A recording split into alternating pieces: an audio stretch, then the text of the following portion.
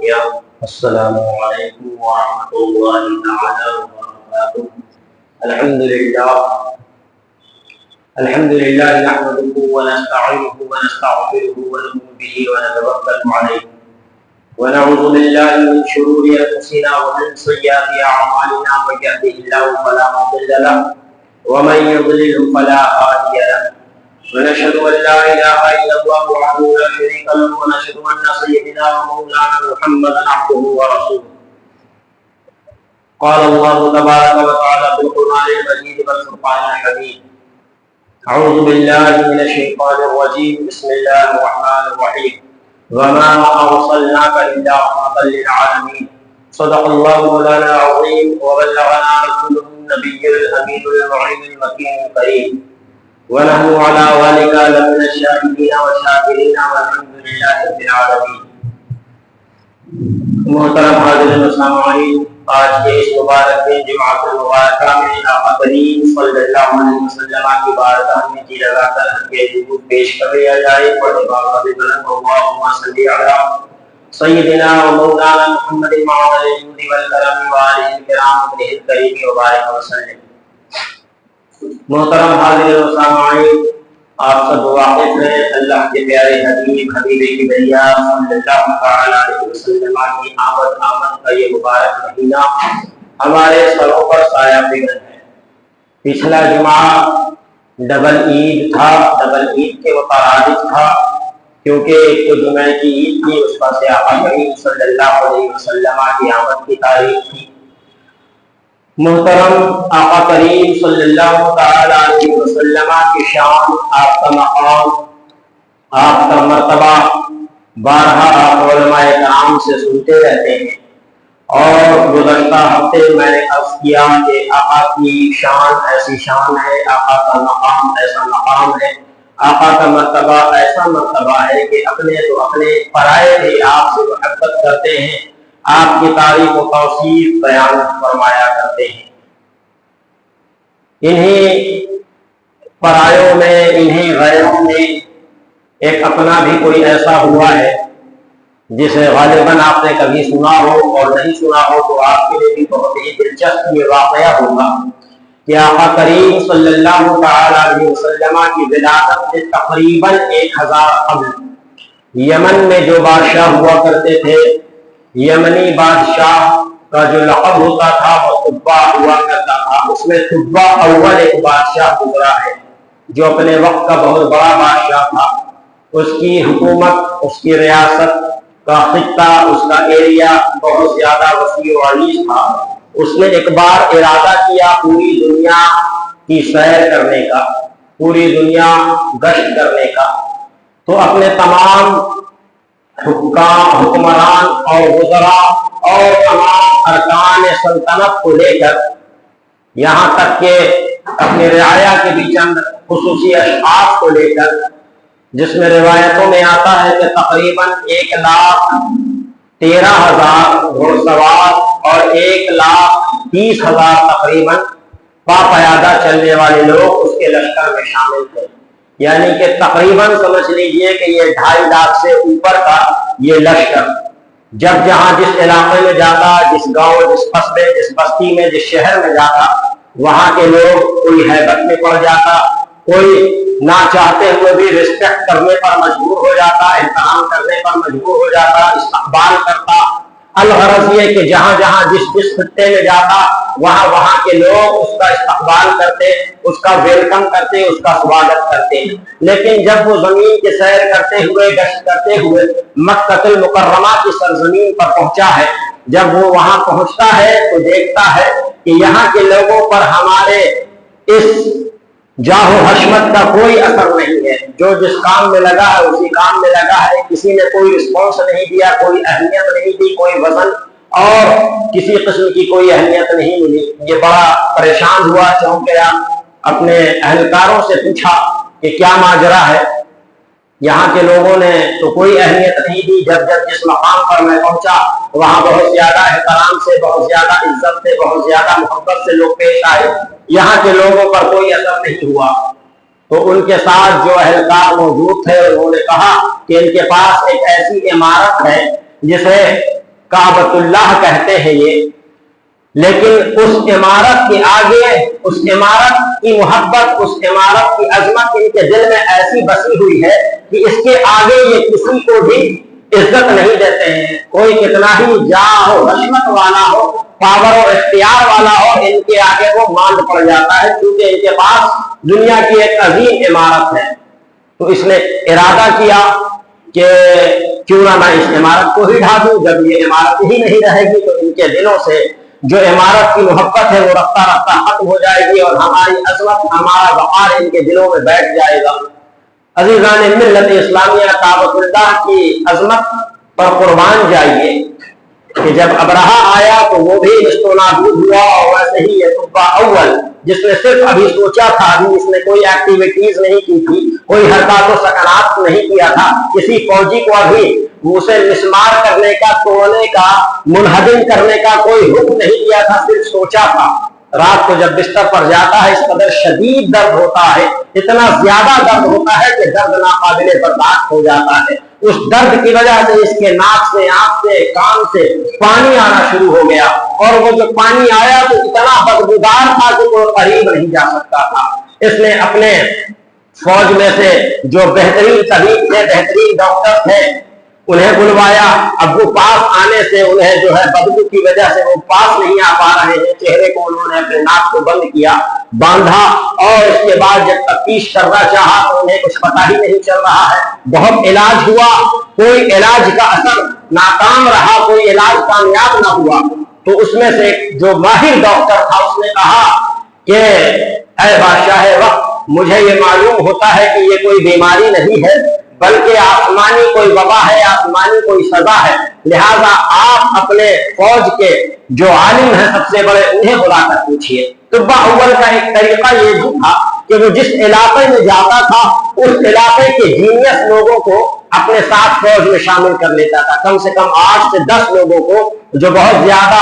علم میں مہارت رکھتے ہیں، اسکالر ہیں، وہ چاہے اس زمانے کی آسمانی کتابوں کا علم رکھتے تھے، چاہے دنیاوی اعتبار سے اچھا علم رکھتے تھے، تو 10-10 لوگوں کو ہر علاقے سے کم وہ لے لیا کرتا تھا۔ تو ویسے بھی ایک پڑھے لکھوں کی، اسکالرز کی، علماء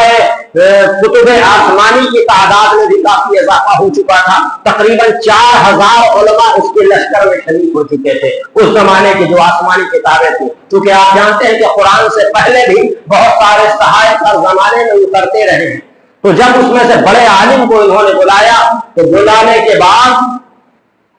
ان سے پوچھا کہ آخر یہ ماجرا کیا ہے، کیا وجہ ہے کہ اتنی دواؤں کے بعد بھی کوئی فاقہ نہیں ہو رہا ہے، آرام نہیں ہوتا ہے۔ تو جب اس عالم نے آسمانی کتابوں میں، چونکہ اس نے پڑھ رکھا تھا یہاں کا تذکرہ، کعبۃ اللہ کی عظمت سے واقف تھا وہ، اس نے کہا کہ کیا آپ اس شہر کے لوگوں کے متعلق یا اس شہر کی کسی عمارت کے متعلق آپ نے کچھ ایسا برا خیال دل میں لایا ہے یا اس کے لیے کوئی برا ارادہ رکھتے ہیں؟ اس نے کہا ہاں، جب میں یہاں آیا تو میرا کوئی رسپیکٹ نہیں ہوا، میرا کوئی ویلکم نہیں ہوا، میرا کوئی سواگت نہیں ہوا، میرا کوئی مان اور سمان نہیں ہوا، کوئی آدر نہیں ہوا، لہذا میں نے یہ سوچا ہے کہ اس کعبے کو مٹا دوں گا، اس کو نابود کر دوں گا۔ کہا کہ یہی تو غلطی کر دی آپ نے، یہ کعبہ وہ کعبہ ہے جو رہتی دنیا جب قائم نہ تھی تب بھی وہ اللہ کی نظر میں محبوب تھا اور رہتی دنیا تک یہ محبوب رہے گا۔ لہذا اس فاسد ارادے کو، اس برے ارادے کو آپ ابھی کے ابھی دل سے نکال دیں اور یہ ارادہ کریں کہ یہاں سے میں باعزت رخصت ہو جاؤں گا، کسی قسم کا کوئی نقصان نہ عمارت کو پہنچاؤں گا نہ اس شہر کے لوگوں کو پہنچاؤں گا۔ جب اس نے اپنے ارادے کو ترک کیا، اس نے اپنے ارادے کو تبدیل کر لیا کہ ہاں ٹھیک ہے میں چند دن قیام کر کے یہاں سے نکل جاؤں گا، ادھر ارادہ اس نے تبدیل کیا ہے اور رب تبارک و تعالیٰ نے اسے شفا عطا فرما دیا ہے۔ پھر یہ قافلہ یہاں سے اٹھتا ہے، اٹھ کر اس یثرب کی جانب جاتا ہے جو آج قدم رسالت مآب صلی اللہ علیہ وسلم سے مدینہ المنورہ بنا ہوا ہے، شفا کا گہوارہ بنا ہوا ہے۔ اسے اس زمانے میں یثرب کہا جاتا تھا، جو بیماریوں کا گھر تھا، جہاں لوگ جاتے تو بیمار ہو جایا کرتے تھے، کسی نہ کسی بیماریوں میں مبتلا ہو جایا کرتے تھے۔ آقا کریم صلی اللہ تعالی علیہ وسلم کی آمد سے قبل جب یہ لشکر وہاں طب اول کا پہنچتا ہے تو پھر وہاں پہنچنے کے بعد وہاں کے عالموں نے جب کتابوں کو پڑھا تو انہیں پتا چلا کہ آخری زمانے میں جو رسول تشریف لانے والے ہیں، جو آخری نبی، آخری پیغمبر، آخری زمان جو آنے والے ہیں، وہ اسی مقام پر ہجرت کر کے تشریف لائیں گے اور یہی ان کی جائے قیام ہوگی، یہی ان کی آخری قیام گاہ بھی ہوگی۔ تو اس میں سے تقریباً 400 علماء کرام نے یہ عہد کر لیا کہ ہم اب یہاں سے نہیں جائیں گے، یہاں جو آخری نبی آئیں گے ہم اگر زندہ رہے تو رہ کر ان کا ویلکم کریں گے، ان پر ایمان لائیں گے، ان کی غلامی کریں گے۔ اب اگر بادشاہ ہمیں یہاں سے جانے پر مجبور کرے گا تو بھلے وہ ہماری جان مار دے، ہمیں گوٹی کر دے، ہم یہاں سے نہیں ہٹنے والے ہیں، ہم یہاں سے نہیں ہلنے والے ہیں۔ ایسے ہوتے ہیں غلامان مصطفیٰ جو نام مصطفیٰ پر اپنی جان تک کی پرواہ نہیں کیا کرتے ہیں۔ میرے عزیزوں، یہ بات جب اس طب اول تک پہنچی ہے تو اس نے کوئی زور زبردستی نہیں کی، بلکہ ان کا احترام کیا، انہیں انعام و اکرامات سے نوازا اور ان سے تفصیل جاننا چاہا۔ تو چونکہ جس کے اوپر یہ اللہ کی وحدانیت پر، اللہ کے مقام و مرتبے پر اللہ کے پاور کا اس کو احساس ہو چکا تھا، مکہ المکرمہ میں جو اسے پنشمنٹ ملی تھی، جو سزا ملی تھی، اب تو اس کے دل میں کعبہ کی عظمت تو بیٹھ چکی تھی، لیکن اس کعبہ کو بتوں سے پاک کرنے والا بھی آئے گا، اس کے بارے میں بھی اسے پتا چل گیا۔ جب پتا چلا تو اس نے علماء کرام کو انعام و اکرام سے نوازا، بہت سارے مال و دولت سے نوازا، اور سب کے لیے الگ الگ محلات وہاں تیار کروا دیے، الگ الگ بلڈنگز بن گئی، اور اس میں تقریباً کتابوں میں آتا ہے کہ 1 سال یا 2 سال وہ وہاں قیام پذیر رہا، سب کے رہنے کا اس نے انتظام کیا، سب آپس میں علماء کرام کے وہاں شادی کر کے ان کا مکمل گھر بسا دیا، اور ایک خط لکھا اس نے۔ نبی صلی اللہ علیہ وسلم ابھی تشریف نہیں لائے ہیں، نبی صلی اللہ تعالی علیہ وسلم کی آمد سے 1 مہینے 2 مہینے نہیں، 1 سال 2 سال 5 سال نہیں، بلکہ تقریباً 1000 سال پہلے غلامی بھرا یہ خط لکھا جا رہا ہے۔ لکھ کر رہا ہے اس زمانے کا سب سے بڑا بادشاہ جس کی حکومت تقریباً پورے ملک میں چھائی ہوئی ہے، پوری دنیا میں چھائی ہوئی ہے، وہ لکھتا ہے کہ یا رسول اللہ صلی اللہ تعالی علیہ وسلم، اس کا مفہوم بیان کر رہا ہوں، لفظ بلفظ ضروری نہیں ہے، بس ایک مفہوم جان لیجئے کہ اس نے اپنی غلامی کا اور اپنے ایمان لانے کا جو ثبوت پیش کیا ہے۔ ایسے عاشق ہوتے ہیں جو بن دیکھے بھی ایمان لے آتے ہیں۔ رسول اکرم صلی اللہ علیہ وسلم کی صرف اس نے شان و عظمت سنا کہ وہ پیغمبر آخر الزماں ہوں گے، نبی آخر الزماں ہوں گے، لہذا ان کے بعد نبوت کا دروازہ ختم ہو جائے گا، کوئی دوسرا نبی نہیں آئے گا، اس نے سننا تھا۔ اس کے دل میں نبی پاک کی عظمت بیٹھ گئی، اس کے دل میں نبی پاک کی محبت بیٹھ گئی، اس نے نبی کی بارگاہ میں خط لکھا، اور خط کا مضمون یہ ہے کہ یا رسول اللہ، آپ کا یہ غلام طب اول آپ کے دیدار کا مشتاق ہے، اگر آپ ہماری اس غلام کی غلامی کو قبول کر لیں تو ہماری معراج ہے قسمت کی، لہذا اگر آپ کے میری حیات میں آپ کی آمد ہو گئی تو میں آپ پر ایمان لاؤں گا، آپ کی غلامی کرنا میرے لیے بہت فخر کی بات ہوگی، بڑی بات ہوگی، اور میں اگر موجود نہ رہا آپ کے تشریف لانے تک تو میری نسل در نسل اس خط کو آپ تک پہنچائے گی، میری نسل میں یہ آپ کی امانت میں چھوڑ کر اس دنیا سے جاؤں گا، رخصت ہو جاؤں گا۔ اور اس نے ایک الگ گھر تعمیر کیا، بہت ہی عالیشان محل اس زمانے کا تھا، اسے اس نے تعمیر کیا۔ 1000 سال پہلے حضور اکرم صلی اللہ تعالی علیہ وسلم کی جلوہ گری کے لیے اس نے محل تیار کیا، ایک مکان تیار کیا۔ تمام علماء کرام 400 علماء کرام کے لیے الگ الگ مکانات تھے، اور اس میں ایک الگ مکان اس نے بنایا، اور اس دور کے اس زمانے کے جو سب سے بڑے عالم تھے گرینڈ مفتی کو اس نے یہ خط دیا اور کہا کہ آپ اس میں قیام کریں گے، یعنی کہ یوں سمجھیے کہ کیئر ٹیکر بنا دیا اس زمانے کے، کہ آپ اس کی دیکھ بھال کریں،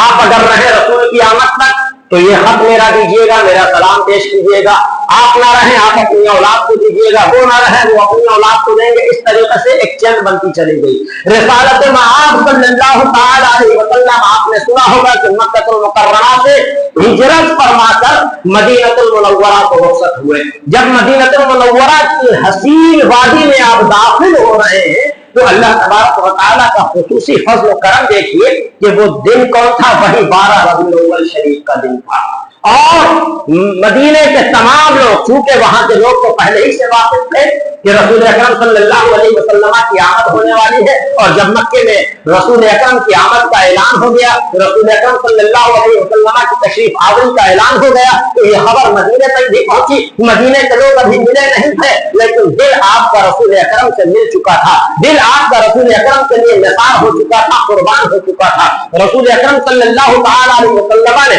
تبلیغی دور کے زمانے میں جب ایک صحابی رسول حضرت غالباً حذیفہ بن یمان یا اس طریقے سے کوئی نام آتا ہے، جنہیں آپ نے پہلے ہی وہاں بھیج دیا تھا تبلیغ دین کے لیے، اللہ کی وحدانیت اور رسول کی رسالت کا اقرار کرانے کے لیے، تو تمام مدینہ پاک کے لوگوں نے خوش دلی سے اس کلمے کو پڑھ لیا تھا، لا الہ الا اللہ محمد رسول اللہ صلی اللہ تعالی علیہ وسلم۔ تو رسول اکرم صلی اللہ علیہ وسلم جب بات یہ مدینہ میں داخل ہو رہے ہیں تو پھر وہاں پر کیا ہو رہا ہے؟ یہی جلوس نکالا جا رہا ہے۔ تمام کے تمام لوگ، مدینے کے مرد عورت بچے بوڑھے جوان، سب کے سب وادی میں آ گئے، اس کنارے آ گئے، رسول اکرم کا استقبال کر رہے ہیں۔ ننھی بچیاں رسول اکرم صلی اللہ تعالی علیہ وسلم کا استقبال فرما رہی ہیں، اور یہ اپنی زبان پر اشعار پڑھ رہی ہیں، طلع البدر علینا من ثنیات الوداع وجب الشکر علینا ما دعا للہ داعی۔ عزیزان ملت اسلامیہ،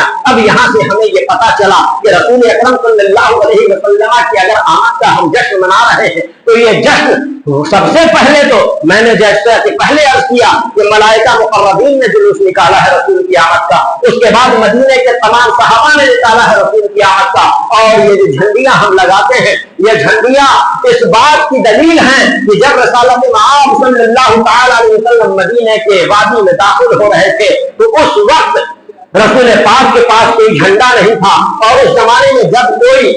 لشکر یا کسی لشکر کے لوگ اگر 10 افراد 20 افراد ہیں تو ایک جھنڈا لے کر کہیں جاتے تھے تو اس وقت کی شان مانی جاتی تھی۔ لہذا صحابہ کرام نے کہا یا رسول اللہ ہم اس وادی میں داخل ہو رہے ہیں، ہمارے پاس کوئی جھنڈا نہیں ہے، لہذا صحابہ کرام نے اپنے اپنے امامے کو اتارا ہے اور اس امامے کو لپیٹ کر تلوار میں جھنڈے کی مانند بلند کر دیا ہے۔ لہذا میرے عزیزوں، نہ یہ جھنڈا نیا ہے نہ یہ جلوس نیا ہے، یہ تو سب کے سب 1400 قرن پرانا ہے۔ اور بات آئی علم غیب مصطفیٰ کی، میرے عزیزوں علم غیب مصطفیٰ کی بات کرتے ہو، رسول جس اونٹنی پر سوار ہو جائیں اس اونٹنی کے علم کا عالم یہ ہو جاتا ہے کہ تمام کے تمام مدینے کے لوگ، مدینے کے تمام عمرا روفا یہ خواہش مند ہے، یہ دل میں التجائے تمنائیں لیے ہوئے ہیں کہ کاش رسول اکرم ہمارے گھر پر قیام فرما لیتے، مدینے کے مسکین بھی ہمارے یہ التجا کر رہے ہیں، یہ آرزو لیے ہوئے ہیں کہ ہمارے گھر پر تشریف لے آتے،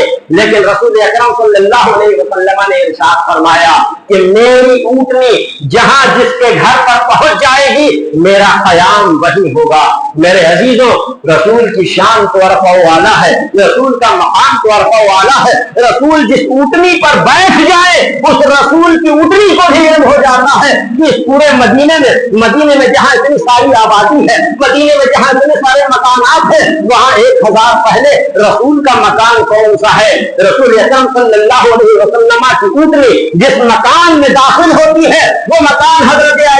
ابو ایوب انصاری رضی اللہ تعالیٰ عنہ کا ہے، اور وہ ابو ایوب انصاری رضی اللہ تعالیٰ عنہ اسی گرینڈ مفتی کی اولاد میں آتے ہیں۔ میرے عزیزوں رسول اکرم صلی اللہ تعالیٰ علیہ وسلم کا مقام یہ ہے جب ان کے گدا بھر دیتے ہیں شاہان زمانہ کی جھولی، محتاج کا جب یہ عالم ہے مختار کا عالم کیا ہوگا؟ عزیزان ملت اسلامیہ، لہذا ہمیں اللہ نے اتنی بڑی خوش بختی سے نوازا ہے، اتنی بڑی ہماری خوش قسمتی ہے کہ ہمیں رسول اکرم صلی اللہ علیہ وسلم کا امتی بنا کر بھیجا ہے، جن کا امتی ہونے کے لیے بڑے سے بڑے بادشاہ، بڑے سے بڑے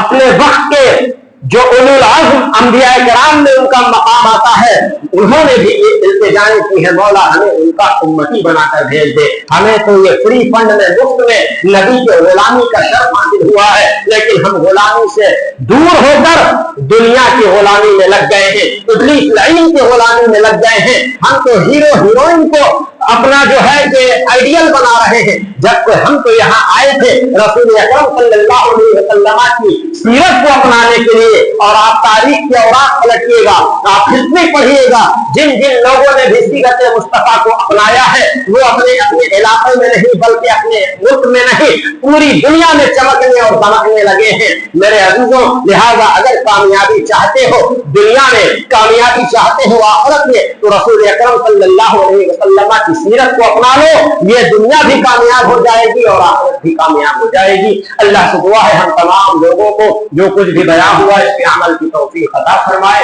وآخر دعوانا ان الحمد للہ رب العالمین۔